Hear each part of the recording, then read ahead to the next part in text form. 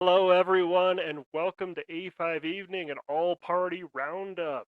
I am Grant of Broken Synapse Press, an A5E supplement publisher, A5E narrator, and one of the datamancers of the A5E unofficial data sheet.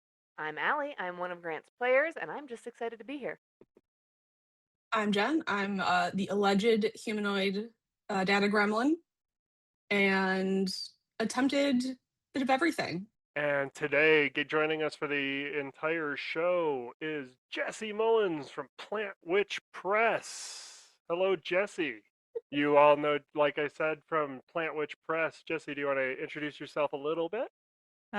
Sure. I am Jesse of Plant Witch Press. I am in fact not a D20 in a witch hat. I'm your local purveyor of the whimsy, the weird, and the occasional horror. I have what, 7 books out now? How did that happen?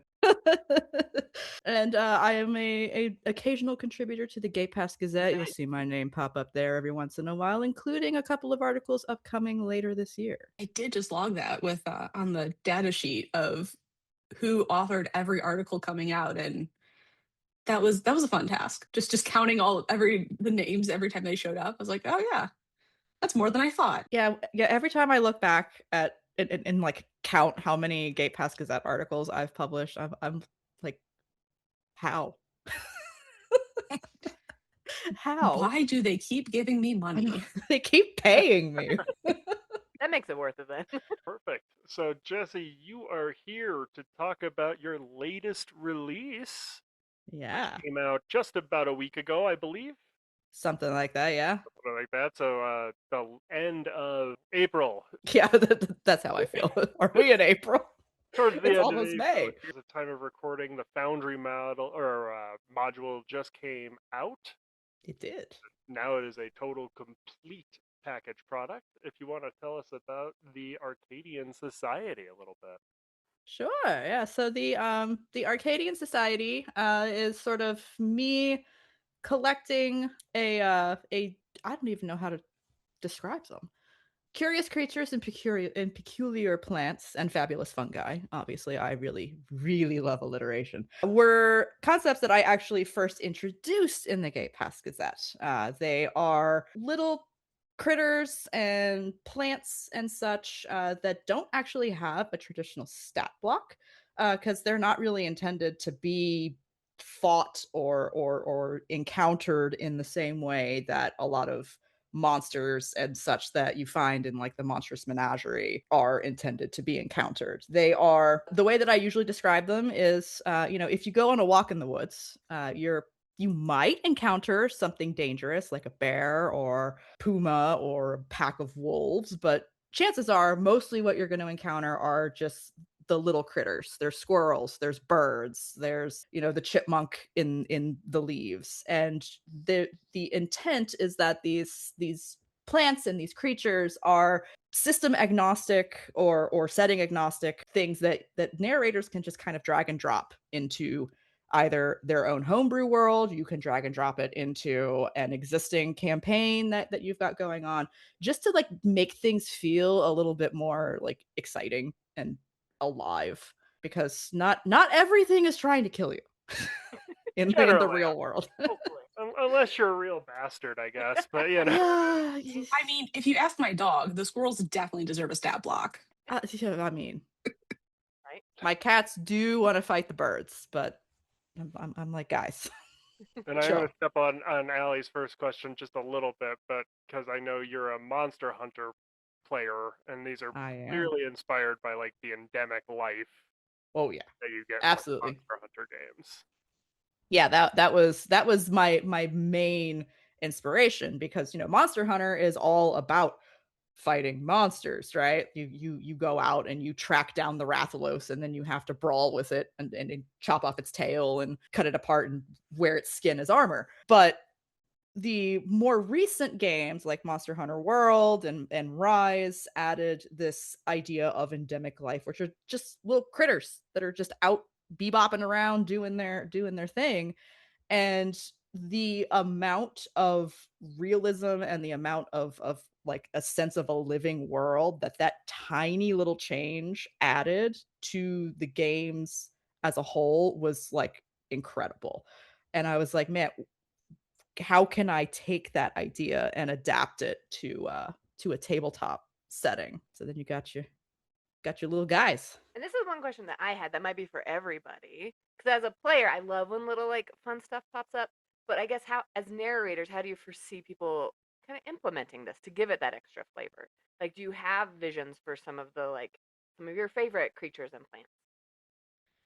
I The intention is that, narrators can incorporate them kind of as they see fit. They each of the creatures can occupy a specific area or a specific like adventuring region. So if you want to sort of grab them and pull them into like encounter elements. Some of these creatures can be a minor inconvenience, either they can deal some damage to you if you happen to interact with them the wrong way, or you don't notice them and you step on them or something like that. And you can just weave them into exploration challenges. Like if somebody either critically succeeds or critically fails on an exploration challenge, you can have something that this creature is involved with trigger as a result of that, or they can reap the benefits of seeing one of these creatures or interacting with them in some way. So lots of options. Oh Yeah, yeah. in some other ways, you just even if they don't do anything like interact directly with the player, it's nice to just have creatures that you could just kind of pull to Yes. fill out the world and just okay, here's one of these, here's one of these. These are all things around the world. You don't have to necessarily interact with them. It's just like you don't have to interact with cobwebs in a dungeon, but it's nice to know that there are some there. I like that metaphor. Yeah. Yeah, and I am I am notorious for being really bad at coming up with names. So instead of just saying, "Oh, you hear the chipmunks," but being able to say, use it, just having the creature names, the critters, to be like, okay, you hear these as you go through the forest, or so it provides a little fantastical, like you said, a little backdrop in there, and it just helps even having that list being like, okay, these are clearly things that will engage someone else. And like I had a friend I used to play with that would consistently ask, what's the local cuisine like? And so just it's of course you're not going to eat, your fantasy chipmunk, but being able to add You could. I mean you Yeah, I don't could. know. You're a It's like monster. Yeah. get roasting those porgs from That's for the Oops All Evil campaign when you're eating the chipmunks. But like she would want to know what fills out the world with food, and I liked filling out the world through the critters. And so I was asking about critters, and so it really fills that space that for people who love those silly little details, I think. And that's what I really loved about going through every single one of those call them critters, I call them critter articles in the data sheet. Yeah, and and it's the nice. nice thing about the plants, in particular, is I was always very like underwhelmed by the number of cultures and backgrounds and class features that interact with foraging. Like there's an entire journey activity in A5E for hunting and gathering and foraging, and result of it was always just kind of like, I don't know, you gather supply or you gather rare herbs to make a healing potion. So Peculiar Plants was born out of like giving more people things to find with all of these class features and character options that interact with foraging, that isn't just this like generic write-off of supply. You just found something. Yeah, you found something neat. It's like, Right. but what is And it? you and you've done a really good job in those articles when when you've created a plant that you can make something out of. I think there's like one that's death cap mushrooms, and you can do death cap toxin versus just like basic poison, and being able to just provide a little extra to it. I convinced a player to go for like the full poison build with a rogue, and I was like, here's more than all the poisons and just shoving everything between you and Jim Temple, just going there, and they're like, you just see like Christmas appeared in their eyes. Yeah.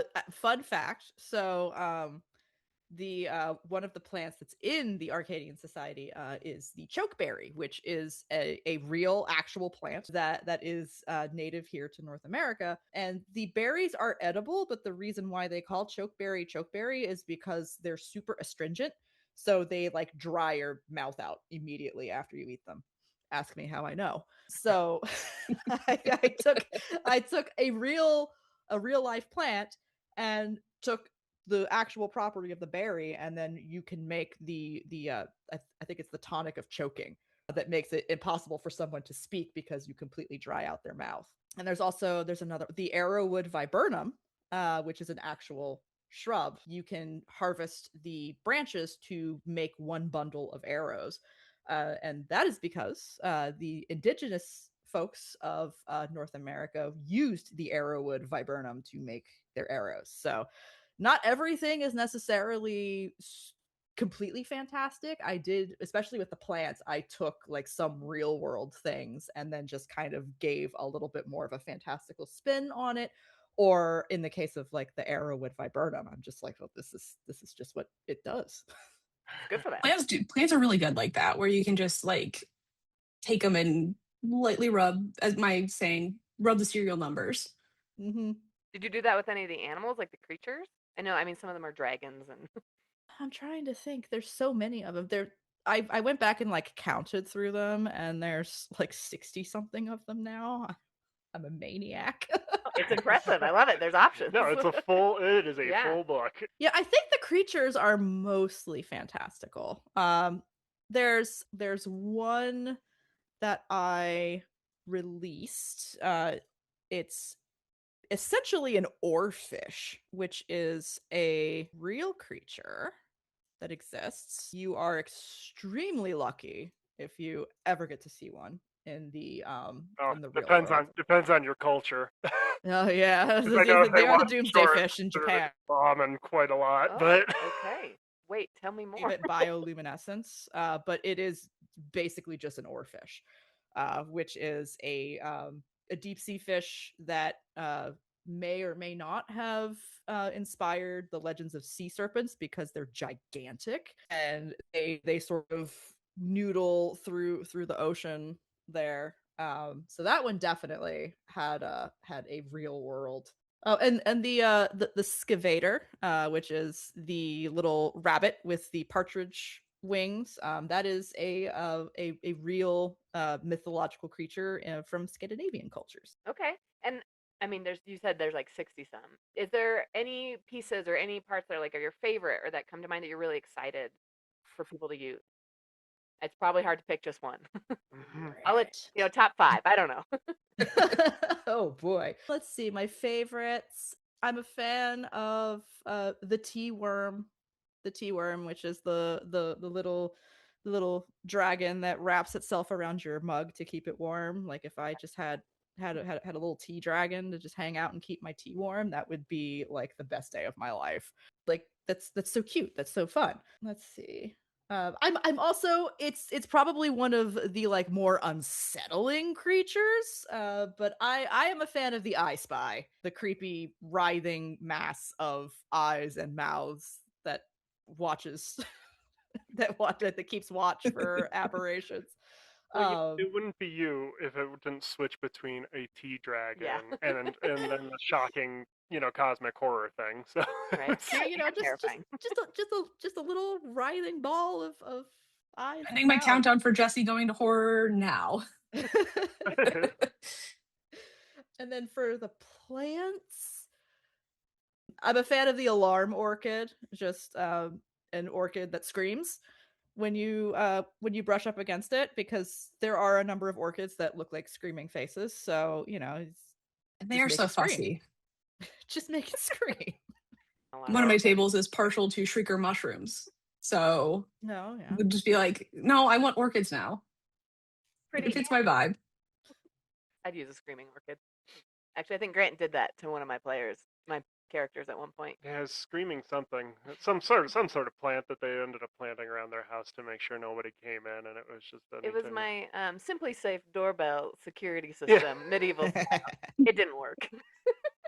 But I was in a unlike campaign. We Jessy, I had am not a professional horticulturalist, so like I don't get to bring that into my game.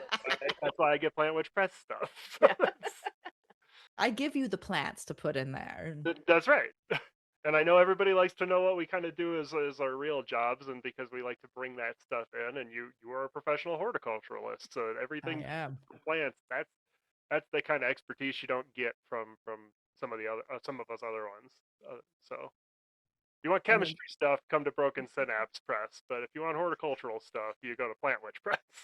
Yeah, and then like the curious creatures, that is 110%. I was going to be a bug person, my like first career choice when I was a kid. Like, you ask, what do you want to be when you grow up? And everyone and other kids were like a firefighter, a doctor, and then I'm like, I want to be an entomologist.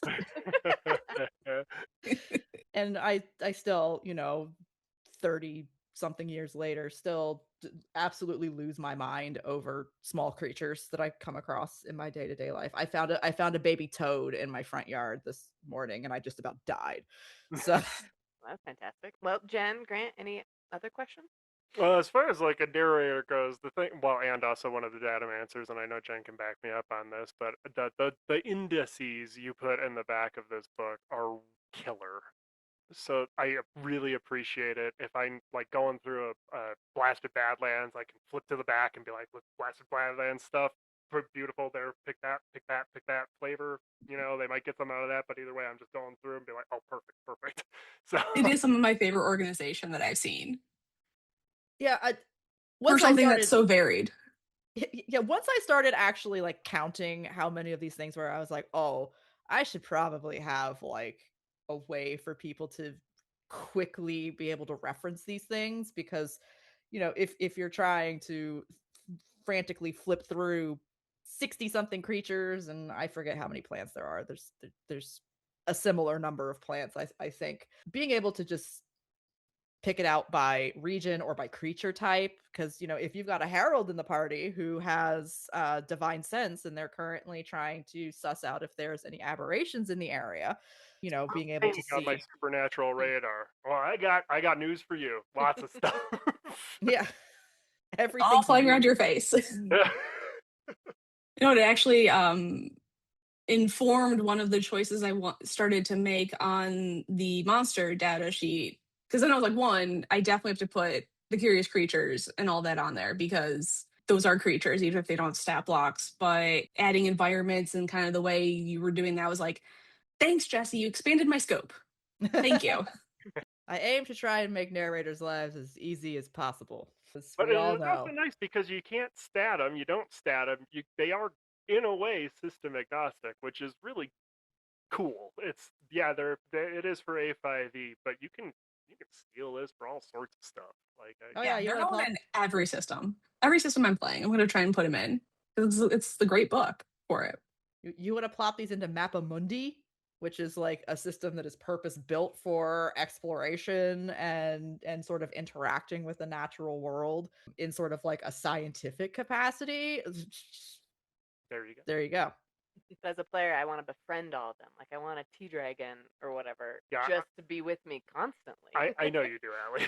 Yeah, I mean it's not shocking. So all you got to do is feed them sugar cubes. Great. That's how you get them to be your friend. Perfect. Noted for later. Yeah, and some creatures like tea worms, they do have actual mechanics for if people want to befriend them. So some of them, some of the curious creatures, you can't take them out of their environment, because either they have highly specialized diets, or there's some other element that's keeping them in place. Some of them will die if you remove them from their environment. So slide that to your players and be like, well, it's just like a blobfish in real life. Yeah, They're dang yep, you took the blobfish out of the crushing depths of the ocean. Gotta leave. And now it looks like a sad pile of jelly. Okay, but tea Oops. And sugar cubes. Okay. There you go. Yeah, tea worm, sugar cubes. Note for my jovial friar cleric: wine, dog, tea worm, and tea worm dragon. Well, do you have anything else that you are working on coming out maybe soon? I know you mentioned some GPG articles that you just submitted probably. Yeah. Anything? I've got a couple of those coming out. I think my next release is going to be a rework of the Tinker Artificer, which appeared in the Gay Pass Gazette. The Tinker and the Tailor Artificers were the first archetypes I had ever like written. And since I have published a number of archetypes since then, I've learned a lot of new things. So I want to go back and revisit the Tinker and see and Tinker, Tinker with a Tinker, and see how I can improve upon what was originally released. And then I am also posing myself a interesting philosophical quandary of creating a Bloodblade archetype that I'm tentatively calling the Fabricant, who is going to be construct based. Nice. Don't ask me how that works. I haven't figured it out Is that yet. going to be more fantasy or is that going to be more on the sci-fi end? It's definitely going to lean more fantasy. It's going to be more like animated puppet, automaton, clockwork construct. The thing that I'm sort of looking towards as my like north star for figuring that flavor out is the Dwemer Empire from the Elder Scrolls series, the dwarven people, where you go down into their ancient ruins and there's all of these like crazy clockwork machinery down in there trying to Sure. slice your face off. That's and I'll probably throw some spells and magic items in there for your artificers and other technologically inclined individuals. Well, we Cool. always could use more technology spells as well. That kind of go. I know Clark Peterson has more than a handful, but more of those are always good for players that want to get even weirder than because players always want to get weird. So Oh yeah. Oh Let's yeah. get yeah, weird. Let's it's do it. I don't have to tell anybody you hear that. That's my goal usually. That's Yeah, personal motto. Yeah. well, thanks for joining us, Jessy. Again, Plant Witch Press. What's the full title of your new book? Oh geez. It I know it's is long. the Putting you on the spot here. it's gonna be a mouthful. The full title is the Arcadian Society's Field Guide to the Natural World, a comprehensive compendium of curious creatures and peculiar plants for A5E. Beautiful, thank you. And Say that 5 times fast. that is on that is on Drive Through RPG, and we will have a link in the show notes, of course. Do you want to stick around with us for the rest of the show? Yeah. Perfect. We'll pick your brain some more. We love having Plant Witch Press here. All right, Jen, We I'm going to do. turn it over to Eh, you for a spell. Yep. No worries. And now it is time for the Mimic Moment, brought to you by Mimo the Mimic. Oh my god, The he's so cute. yes, the cutest mimic one could hope for. Kind of a couple updates on our third party content. Mike Myler's complete class compendium has shipped out and arrived in physical copies. Mine came a couple weeks ago, so assuming everyone's like me, which is a dangerous thing to do. However, don't consider this campaign closed because the Foundry module is still incoming. I know that our Foundry friends are hard at work fixing up the bugs of version 13 upgrade and preparing for the version 14 upgrade, because Foundry did that on April Fools. That was fun. So things could be a little slow, so have a little patience, but they will get that module to us as soon as possible. An update from last month as well: Friends and Relations, The Wanderers from Variant Codex Press officially has its Foundry module and can be downloaded if you haven't purchased it yet, or checking your drive-through RPG library for updates. I don't remember if we put it in the show notes last month, but we'll make sure there's a link for Friends and Relations this month.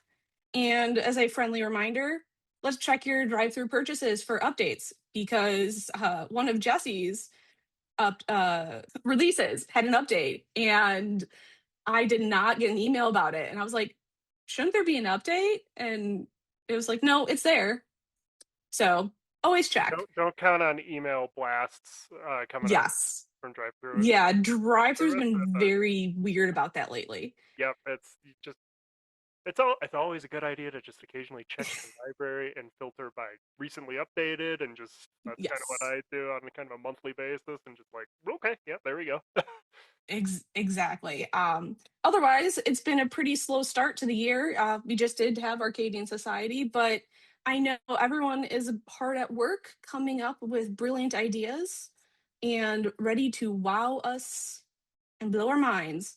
I mean, if Grant and I bully ourselves hard enough, we'll release something. So, Working on you it. know, I can help with I mean, the bullying. The I will, bullying. yeah, I won't bully you. I will cheer It's for you in the encouragement. background. and I'll Strong throw encouragement. glitter and be like, "Yay, you can do it!" And last month, we just started talking about some actual plays using A5E. Nothing new has come out of the woodwork, but if anyone finds one in the wild, be sure to let us know. Yep, and a couple of new And episodes from the ones we did cover have released yes, as well. And yes, so always new episodes. future guest, next guest will be from one of those actual play shows. And then following up on or closing out our third party roundup, VTT news, as we were talking a little bit with Russ, kind of decided we're going to give a little few updates. Like I mentioned, our Foundry team has gotten the system updated to version 13 and are hard at work quashing the bugs from that update and get going to version 14 to try and keep up with what the Foundry overall team has been putting out as core features. And from my experience, there's nothing extraordinarily new going on with Rule 20 and a compendium on that end, but we're slowly but surely making sure that sheet is losing its bugs. Oh, I'm and so a little insert here. If you want to keep up with things as they come out for the Foundry, for the A5E Foundry, I will put a link to the official Foundry for A5E Discord in the show notes, and that is a great way to keep apprised of what is happening there. Some exciting things coming out there are pretty soon-ish. Is perhaps a character mancer even for A5E, which should make making characters way better, way easier Always for improvements. general rule. Cool. So I things like that to keep apprised of. I will join the Discord down there, and that'll be in the show notes. I'm just excited because version 14 of Foundry makes levels a core feature. So if you want to have your multi-layered maps where you go upstairs and suddenly you're on the second floor, I'm so ready for that to just be baked into the system. Oh, that's I cool. cannot wait to play with that. Just sit down and play with all of them, and less modules the better. Oh yeah, no. The number of modules that I can turn off and just have that not be a thing anymore that I have to constantly update and then be afraid that it's going to break. Oh, It's going to be so nice. So nice. Meanwhile, over here, we just use either Grant's imagination or Grant's imagination plus a very crude Albert Rodeo map. So Yes, but I know somebody who would be very happy with maps. yeah, one of our players is very happy with maps, and she's lucky that I gave her Albert Rodeo maps.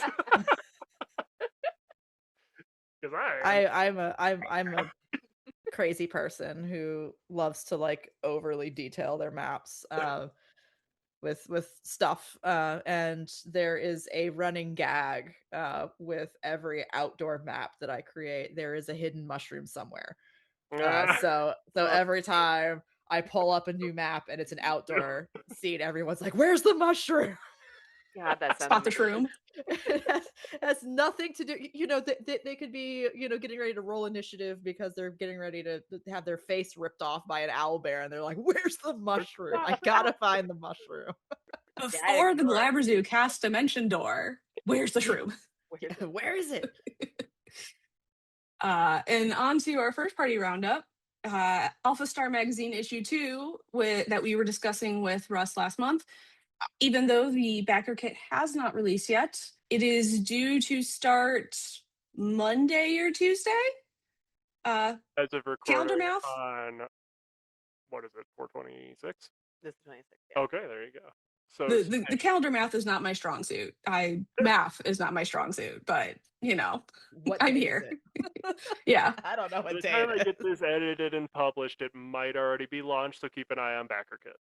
Also, yes. In going further, it's a little more polished out this time. So there is a sneak peek at the 4 articles, and we did in fact become powerful enough influencers for Space Dwarves.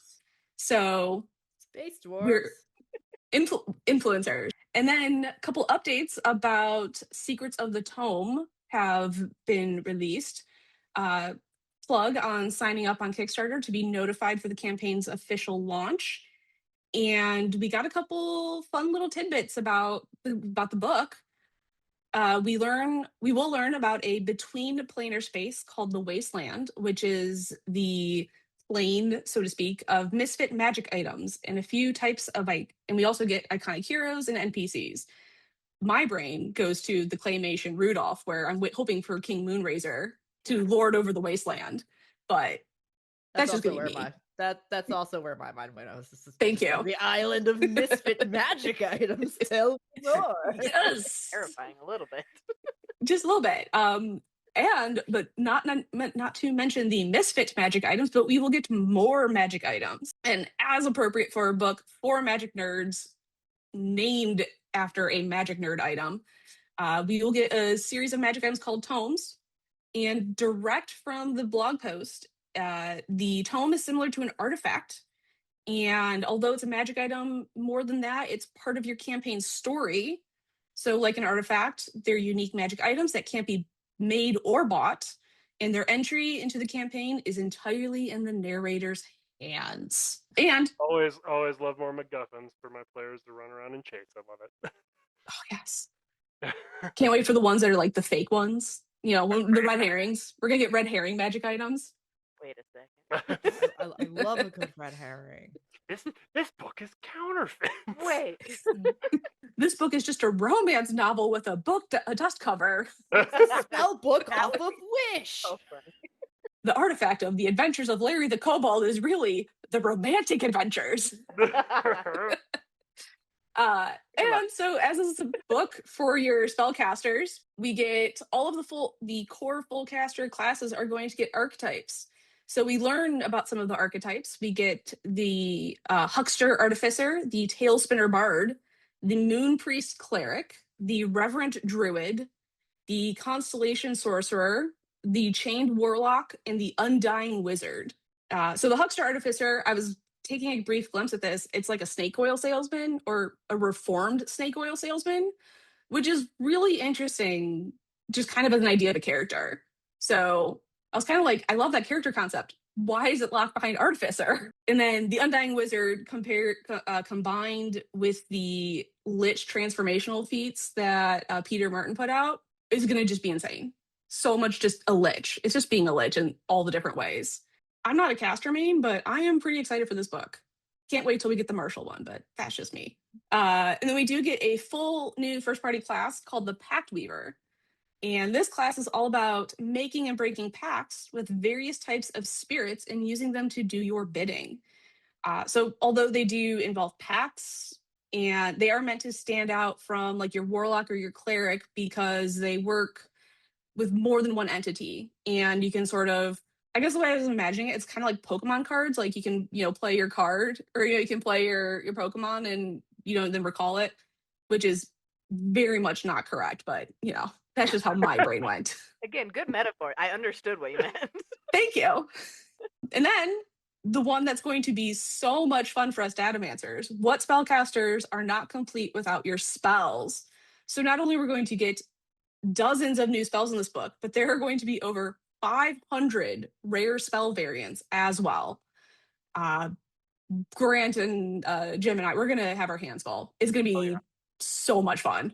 There's going to be so much revamping of the spell because of all the spell books that are coming out. So this is the first party one. I know of at least 2 other third party ones that are coming out soon, and we will have that author on when those come out as well. But this is a big magic year for A5. This is a big magic year. Stay tuned. Yes. And I Well, know. I'm totally like scrapping all my half caster stuff and caster stuff, and my own class is like moving off further into the distance to be like more marshals. Swing stick. Is this the year I make an adept archetype? We just don't know. ooh, there you go. Ooh, would love to see it. So that is it on the sneak peeks so far for the Secrets of the Tome. And also this month we got Gate Pass Gazette number 50. 50. So first article in there is Let's Get Ready to Thunder. From the mind of Jagger Dillon, we get a combat tradition based off of professional wrestling, a magic item, and a series of feats, all with the flair of the WWE. This Thundering Ring combat tradition is intended for your adepts, your berserkers, your fighters, your marshals, and your savants, although narrator discretion is advised. So besides how A5E has made unarmed characters so much fun. One thing, and this is a just silly thing I like, is that the Savant got a mention as being able to use a combat tradition because none of the other combat traditions have included Savants. And while we all have dreams for the Savant, seeing it get support is just really nice because it was feeling stale. And I know someone who was always asking, like, is there more Savant content? I was like, no, no. But so it was just nice to kind of see you get a little more official love in there besides Clark doing all the heavy lifting. Next we have Fated by Destiny from Riley Johnson. We get 4 new destinies, which is a mechanic of the system that hasn't gotten a lot of content since issue 16, excluding some void runners and a couple from our third party community. And one of the things that Riley did that made them different was adding a alternate way of fulfilling your destiny. So instead of it just being tied into one certain path you take. So among things was like lost love, redemption, and just kind of it was all themed around love and loss. So which was when we all go on an adventure to woo the person we love. Now we have destiny for that. Woo or get over. That is I like actually the that. alternate. Okay. Okay, getting it. over that person is the alternate method of fulfilling that destiny. So it Perfect. was great. So it was just really interesting kind of adding a new mechanic into destinies. And I find destinies to be better than personality traits that original 5th edition had you put through, because kind of giving you an endpoint to your adventure helps actualize how your character behaves. Like a motivation rather than like an Yes. attribute. I like it. Yeah. Yeah. They're guiding star, so to speak. Yeah, and then you don't have to fill out 16 side quests that your narrator wants you to give them to guide your character through. It's like, just give me that. As a narrator, if someone comes to me and they're like, I have a coming of age destiny, then that sort of telegraphs to me what kind of character arc you are envisioning for your character. And Yes. maybe somewhere down the line that arc that you've envisioned changes, and then your destiny changes as a result. But that sort of helps inform me as a narrator as I'm sort of putting together the skeleton of a campaign. I've got 4 players with coming of age and oh my god, what are other destinies? Devotion, excellence, and one of those, yeah. underdog. And I'm like, okay, now this is what people are wanting to do with their characters. Let's see how we can make that happen. And it gives you, as a narrator, sticks and carrots basically too, which is good. Mm-hmm. And then our third article. Players or these 3 player characters lately. For this next session, let's really focus in on this one player. What's their destiny? What's good? Okay, here's a knife I can have. There you go. Yes, give me all of your knives, please. And the third article is the Trixie Bag of Trixie Tricks, as I like to call it, from Anthony Alipio, is a series of magic items from the acclaimed trickster Dagari Van. As a self-proclaimed enjoyer of barely hinged shenanigans and completely ridiculous magic items, this article was very much up my alley. and they dance between the wonderfully insane and insanely cool, with my personal favorites being the stone of unsoothing, which you could, depending on the color of the stone, would say something different, and they're designed to be slipped into someone's pocket without them knowing. So there's a stone color that as it's activated, so to speak, would be in a breathless voice, kiss me like you mean it, or something equally hilarious. And so I immediately was like, this is the greatest dumb magic item I've ever seen in my life. So, and also, I fully support all sentient magic items. So, I would be lying if I was not excited by Degari's Daily Deliberations. More sentient magic items, please, with beautiful personalities. And then, final article is about bards in hell, which there's a joke about a devil playing the fiddle somewhere in this article. I did not find it, but I'm sure there's one in there. From Washington Carlisle Pierce is a series of class features for my one favorite charisma caster class, the Bard. These features are fiendishly flavored and meant to work for bards who harness the power of hell and the infernal melody to thwart their targets and bolster their buddies. For the second time this year, we're going back into new class features.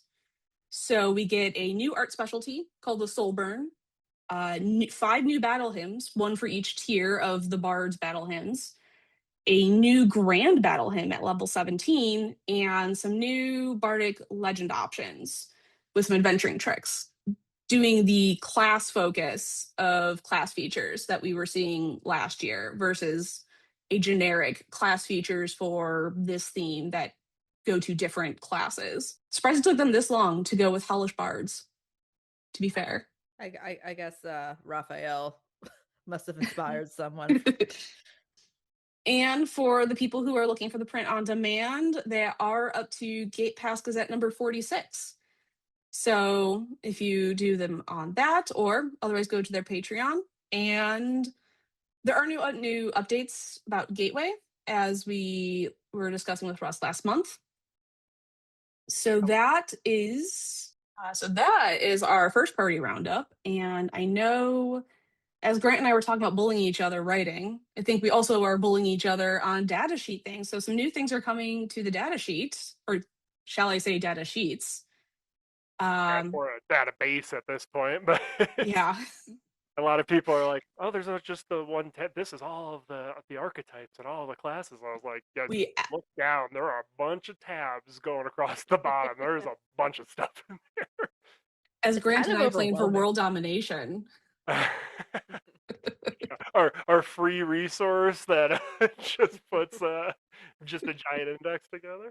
Well, that's how you get people, is the free data sheet, and then you enact your plan. Then it's all over. Yeah. You're in. But a couple of the things we're working on, especially since it's a big year for Magic, my big project is updating the entire spell page, basically the entire spell tab, to make it a little more user friendly, and so you can look for things you want to find faster, like, is this a damaging spell? What condition does this spell cause? I want spells that rattle people. Boom. That's a thing I want to be able to pull up really fast. And what have, I think, rare spells now is going to be a major change in there based on all these new rare spells coming in. Yeah, no, yeah. I still have to. We're kicking around ideas for how we want to handle rare spells going forward, but especially if there are 500 that are about to drop on us in October, we got to figure this out. Yeah. And each one is going to be, obviously one small change that just changes the entry, because that's in the lookup. And then I think we were discussing changing how the feats page is going to be interacted Yeah, with. so my players get access to one that I built up where they can do a quick lookup for feats, so they can pick, okay, I want a multi-class feat with this class as one of the options. So I want a multi-class feat that features bards. We'll pull up all of those bard multi-class feats, and it'll give a small like a brief summary and then the full thing, and I want to bring a little bit of that into the public facing data sheet too. Oh my gosh, it's the best spreadsheet ever. I Yeah, love it, yeah. and I use it all the time. My players are spoiled with my Yes. personal sheet, but I can't share that with everybody because my players. I put all of the stuff in my spreadsheet so that my players don't have to go fiddling through books and stuff. But I'm not going to do that with the public sheet because only some of that is my work. So I'm And not go going to to the books. I'm not going to give away everybody's work for free. I'm not doing that. I appreciate you. But I will point it. I will be like, well, you can find these feats in one of Jesse's books, and here's the link. And there you go. And then because I am certifiably crazy, I'm working on a monster data sheet. So compiling all of the monsters and curious creatures from first and third party content and pulling out almost every bit of information you're going to want to know about them. I'm not even close to just pulling the basics, and it's like 11, almost 1,200 monsters on there so far, just barely touched at this point. So it's a work in progress, but we're going to be trying really hard. And I want to start pulling in some statistics for damage resistances and immunities and saving throws, which are like the most common. So people can kind of get a snapshot of that information because that's always fun for discussions. It keeps growing. It really does. And one day I'll be done. Yeah. Hopefully never, right? It just keeps Well, growing, and there's more and more monsters created. So we just More keep adding stuff. Yeah. And more and more Sorry, I would like to be going. I'd like to be ended at least to publish once, and then I can keep growing. Okay. But I do have to shout out Near on the Foundry team for giving me a lot of the core statistics for everything in the Foundry database. Otherwise, I probably would have given up on this a long time ago. That just gave me so much of the core information to work with. Yeah, I don't envy you guys with trying to like tabulate all of this information because there is a lot of Yeah, information well, and between the thing is, we do it for fun. So, like, it's yeah, like, and the fact that you do it for free. and we do it fun and for free because we're crazy people. But That is why I did say I'm certifiably crazy. yeah, I don't know. I was making it for my own players anyways, and I was like, well, I could combine this with what Clark has, and now we can combine it with what Jed has and what Jim has, and it's a whole many-headed beast now, and it's fun. And I did also get the insane idea to restart the idea for magic items and mundane items, and I said no. Yeah, I'm not doing that. No, you guys. This was my first weekend in like 4 months. Pay me enough to do it. So. Yeah, this is my first weekend in 4 months that I got to just like work essentially nonstop on data stuff. So I did do quite a bit, but then I was like, magic items, I'm thinking about this, and I was like, nope, Jen, put that back in the box, back in the box. Put that back. Put that Or so help me. Put the thing back where it came from, or so help me. But So the data sheet is such an invaluable resource, not just for players, not just for narrators, but like for the creators. There's so many times that I'm like, it's for the creators. yeah. I mean, I know people get a lot out of it, but like, yeah, if you really need to spin up like, I need specific data because I'm working on something. Well, I don't know where else you kind of turn to except I guess the three of us. yeah, no, I'm usually like Grant, Jen, Jim, how many spells are in this school? Do you have a question? I know we've asked Jessy this I know, I'm trying question to think. before. So do you got any kind of question to send us off on? As you think on it, preview for next episode will be AJ from Choose Your Role, an A5E actual play, and the author behind Pasta Parade products in May, sometime in May. Okay, I guess I have a question. Okay. So I think last time we said what was your favorite, maybe like forest-based character that you played. Let's go forward. If you could make a character today, what kind of character would you make and why? I could make a character today. Yeah, whatever you want. You can go. Yeah. Let's see. I just got done. I did play a Bloodblade for a little while until that party TPK'd, so I can't say Bloodblade, which is the selfish Party option. with a Bloodblade TPK'd? Oh boy, did we.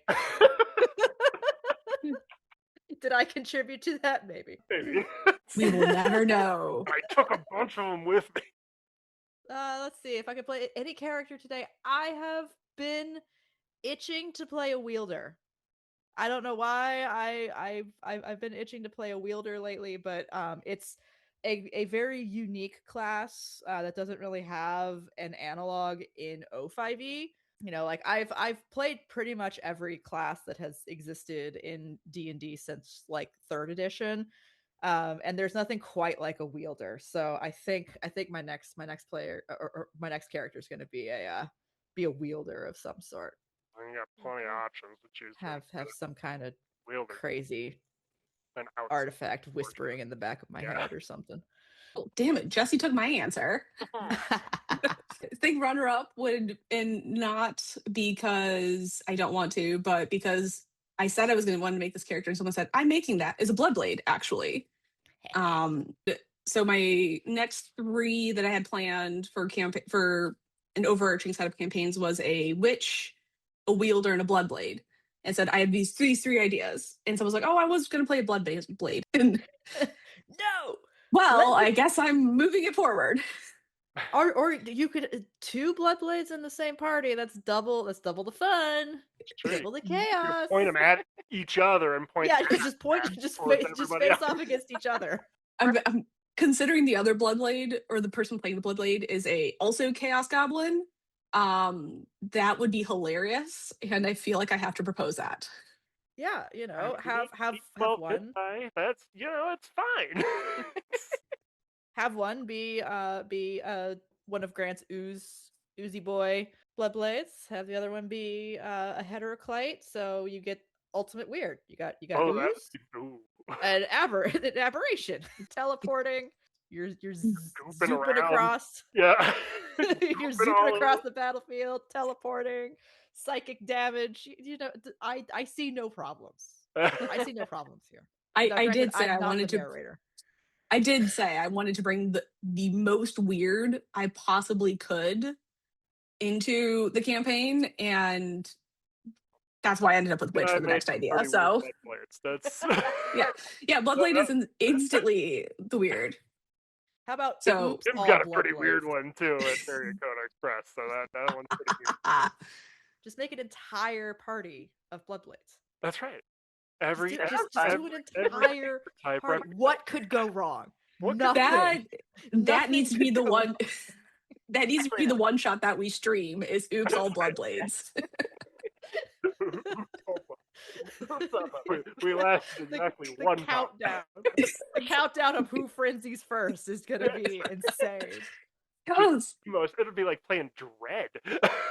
We're gonna need to have a betting pool for who frenzies first. Yes.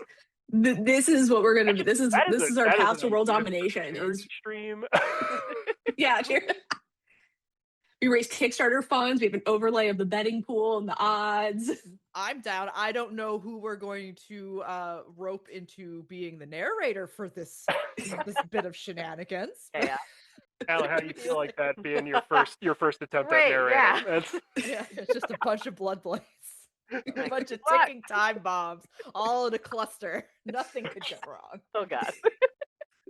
It'll be a fast campaign.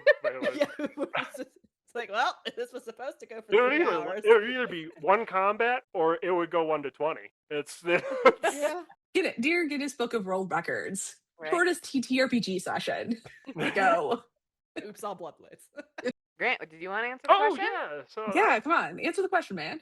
I'm always kicking around this idea of like this recently become sentient blood of some sort of celestial being. So it'd be like oozy and like iridescent, because celestial blood has got to be like probably iridescent rather than like carmine or whatever. And it's like and that would be, so it'd be like an ooze folk, but it would be the blood. It'd be probably like a sorcerer because it would have like innate magic, and it's just that's kind of my idea. But yeah, it's just I'm always kicking that idea around, and it's like I always kind of want to play that, and I never play, so I always run. I never play, but that is a type that I really want to do. So like the recently sentient ooze blood of a celestial being, trying to find its magic, I guess. That sounds great. So you just be an oozy magical girl. Yeah, With sure. a little, Sparkly, oozy magical girl. Sparkly. Yeah, Yeah. like a little angel. I have a love for like She-Ra and stuff. Like it would be Yeah. sparkly. yeah. Rainbows, glitter. I love it. Yeah. Let's go. And the All right, so new heritage gift for ooze folk: well, sparkle and I do magic. have a fan. Yeah, I have a thing Sparkle for ooze. unicorn. Yeah. What about you, Allie? Ooh. What do you want to play next? I feel like I need to look at things. I should I probably always get out have a notebook. Yeah, right. Well, I always have like vibes. I want to play like a goth badger cleric who's obsessed with just weird emo goth badger cleric that's a part of the just hanging out with the party. Or I kind of want to do maybe an adept. I haven't quite figured out, but like an insufferable philosophy bro who just like just says weird things that you're like, that should be deep, but it's not, and then just like fights things. Okay. Have you tried Have you tried redirecting your energy? Yeah, exactly. So I have a cleric that speaks in yogi-isms, ooh, and it's just the weirdest misplaced philosophy. It works really well for supposedly deep philosophy, bro. excellent. Perfect. Perfect. Get you a Yogi Berra quote book or something. Yeah, heck yeah. Yeah.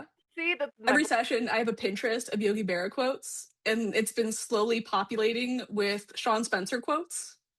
So it's like, don't be exactly 1/2 an 11-pound Black Forest ham. Just randomly in the middle of a battle. Yes, I feel exactly. like you could also you could throw in some like Squirrely Dan quotes from Oh, Letterkenny. Yeah. Squirrely Dan is another good one for it. I've not put in some Squirrely Dan. I should. But All right. Beautiful. Wonderful. Well, thanks again, Jesse, for joining us. Thanks again, everybody, for joining us. And this Thank has you for been having me. E5 Evening. Crack a book. roll some dice. Have a blast. Thanks all. Bye.